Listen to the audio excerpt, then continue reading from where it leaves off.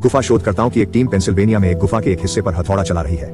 जब वे गुफा में और गहराई तक खुदाई करते हैं तो उन्हें गुफा में एक विशाल और परित्यक्त कक्ष मिलता है। वे तुरंत सतह पर मौजूद टीम को कक्ष की खोज के बारे में सूचित करते हैं, लेकिन अचानक चमगादड़ जैसे जीवों की एक अज्ञात प्रजाति का झुंड शोधकर्ताओं को हिंसक रूप से मार डालता है। फिर वे गुफा से बाहर उड़ते हैं और सबसे शोरगुल वाले क्षेत्र की तलाश करते हैं। एली एक किशोर लड़की है जो एक कार दुर्घटना में अपनी सुनने की क्षमता खो देती है। जब वह सड़क पर चल रही थी और अपने टैबलेट पर कुछ देख रही थी तो पीछे से लड़कों का एक समूह सांकेतिक भाषा का प्रयोग करते हुए उसका मजाक उड़ा रहा था। वह यह जानती है क्योंकि वह अपनी बाहरीपन को जल्दी से स्वीकार कर लेती है और अपने आसपास की हर चीज को महसूस कर सकती है, लेकिन वह उनके मजाक को अनदेखा करना चुनती है। एली के पिता ह्यूग और उनके दोस्त ग्लेन इंजीनियर के रूप में काम करते हैं। अपनी मीटिंग के बीच में ह्यूग को अपनी पत्नी केली से एक कॉल आती है जो उसे बताती है कि एली का स्कूल में कुछ लड़कों द्वारा मजाक उड़ाया जा रहा है। यह दर्शाता है कि एली के माता पिता उसके बारे में चिंतित हैं। एक दिन एली स्कूल से घर लौट रही होती है और अचानक उसका दोस्त रॉब पीछे से उसकी आंखों को ढक देता है। रॉब उससे वादा करता है कि किसी दिन वह एक कार खरीदेगा ताकि वह हर दिन एली को लेने आ सके। वे हाथ पकड़कर घर जाते हैं। रॉब को एली पसंद है। जब वह घर आती है तो वह अपनी माँ को बताती है कि वह देर से क्यों आई है, और फिर केली को शक होता है कि एली और रॉब डेटिंग कर रहे हैं। एली अचानक अपने कुत्ते को बाहर भौंकते हुए देखती है। उसे लगता है कि कुछ गलत हो रहा है और उन्हें आसमान में कई युद्धक विमान दिखाई देते हैं। एली उन्हें ग्रामीण इलाकों में जाने का सुझाव देती है जो शांत होता है। वे इस बात से सहमत हैं और ग्लेन भी अपनी बंदूक लेकर उनके साथ शामिल हो जाता है। वे आखिरकार 2 कारों में सवार होकर निकल पड़ते हैं। इस बीच एली शहर से दूर जाते समय रॉब के साथ वीडियो कॉल करती है। वे दोनों प्रकोप समाप्त होने तक संपर्क में रहने का वादा करते हैं।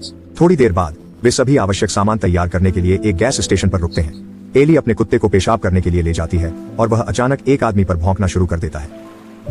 आदमी उस पर अपनी बंदूक तानता है और ह्यूग की कार का अपहरण करने की कोशिश करता है। जैसे ही ह्यूग उसे चाबी देने वाला होता है, ग्लेन उस आदमी के पैर में गोली मार देता है और वे भाग जाते हैं। पेट्रोल पंप से दूर चले जाते हैं। अगले दिन उन्हें एक बहुत बड़ा ट्रैफिक जाम मिलता है जिससे सभी इंटरस्टेट बंद हो जाते हैं। ग्लेन उनका रास्ता बदलने का फैसला करता है और उन्हें सड़क से दूर ले जाता है। अचानक भागते हुए हिरणों का एक झुंड ग्लेन का रास्ता काटता है जिससे वह तटबंध से नीचे गिर जाता है। वह बच जाता है लेकिन कार के अंदर फंस जाता है।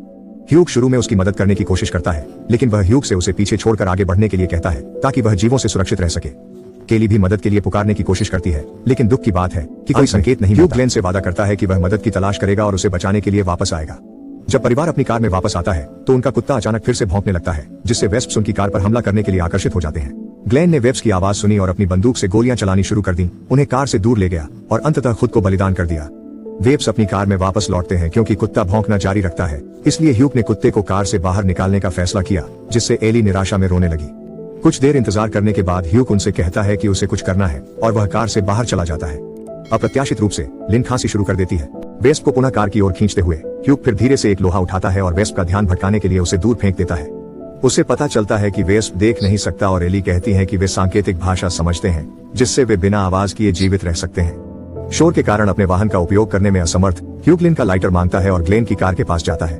वह एक प्रलोभन के रूप में कार में आग लगा देता है ताकि परिवार जल्दी से कार से बाहर निकल सके और रात के लिए आश्रय की तलाश में जंगल की ओर चल सके। उन्हें एक घर मिलता है जिसके चारों ओर ऊंची बाड़ लगी है और गेट बंद है। वे दरवाजा खोलने की कोशिश करते हैं लेकिन गलती से बंद दरवाजे पर लटकी घंटी से आवाज आती है। गृहस्वामी, जो इस स्थिति से अनभिज्ञ है, बाहर आता है और जोर से बोलता है जिससे हथियार उसके टुकड़े टुकड़े हो जाते हैं। जल्द ही उन्हें घर में प्रवेश करने के लिए एक तूफान नाली मिल जाती है। ह्यूग पहले तूफान नाली से रेंगता है और फिर घर के सामने पहुंचकर उन सभी को इशारा करता है। बाकी लोग रेंगना शुरू करते हैं जब अचानक एक रैटल स्नेक जूड को डराता है जिससे वह पागलों की तरह चीखता है। आकर्षित वेस्प्स ने केली के पैर को काट लिया। ह्यूग तुरंत ही उनका ध्यान भटकाने के लिए लकड़ी का टुकड़ा चलाने वाला यंत्र चला देता है जिससे उसमें उड़ने वाले जहाज टूट जाते हैं। अंत में परिवार शांतिपूर्वक घर में प्रवेश करता है। बाद में उस रात वे केली के घाव का इलाज करते हैं और एली रॉब से संपर्क करने की कोशिश करती है जो उसे बताता है कि उसके माता पिता मर चुके हैं। उसे पता चलता है कि आपदा के बाद धार्मिक पंथ उभर आए हैं। वह रॉब को भी यहाँ आने के लिए कहती है लेकिन फिर कॉल कट जाती है। अगली सुबह केली का घाव बदतर और संक्रमित होता जा रहा है, इसलिए ह्यूग और एली उसके लिए कुछ एंटीबायोटिक्स ढूंढने निकल पड़ते हैं। वे शहर में उस समय पहुंचते हैं जब वहां कोई नहीं होता। वे एक फार्मेसी स्टोर पर पहुंचते हैं जहां एक अजनबी आदमी दूर से उन्हें देख रहा होता है। स्टोर के अंदर ह्यूग मेडिकल सप्लाई इकट्ठा करता है और एली को लाशों के अंदर उगने वाले घिनौने वेस्प बैग मिलते हैं। अचानक एली की हैरान करने वाली आवाज सुनकर वेस्प स्टोर में घुस जाते हैं। ह्यूग को फायर स्प्रिंकलर को सक्रिय करके वेस्प का ध्यान भटकाने का एक विचार आता है और वह एली के साथ स्टोर से भागने में सफल हो जाता है। जैसे ही वे बाहर आते हैं, अजीब आदमी उनके पास आता है और खुद को एक रेवरेंड के रूप में पेश करता है। तो CNN समाचार से पता चलता है कि वेस्प उत्तरी भागों में ठंडी जगह पर जीवित नहीं रह सकता।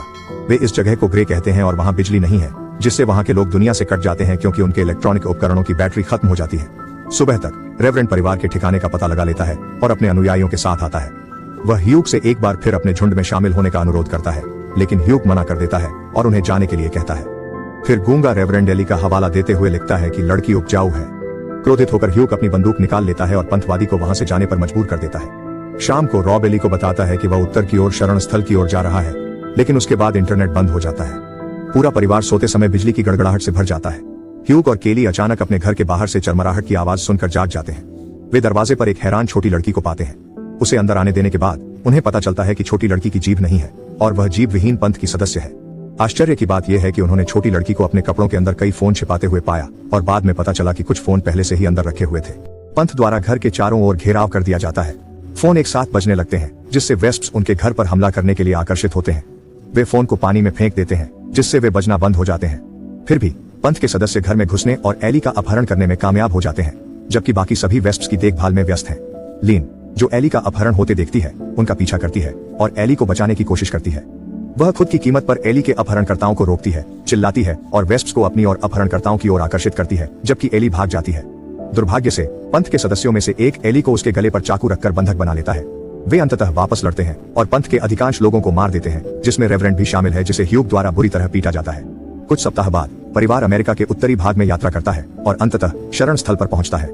एली एक परित्यक्त जीप पर अपना टैबलेट चार्ज करती है और रॉब से एक संदेश प्राप्त करती है, जिसमें उसे बताया जाता है कि वह पहले से ही अंततः वह उसके साथ पुनः मिलती है और वे नई दुनिया के अनुकूल होते हुए तीरों से वेस्प्स का शिकार करना शुरू कर देते हैं। कृपया सब्सक्राइब करें और नोटिफिकेशन चालू करें ताकि आप इस तरह के और वीडियो देख सकें।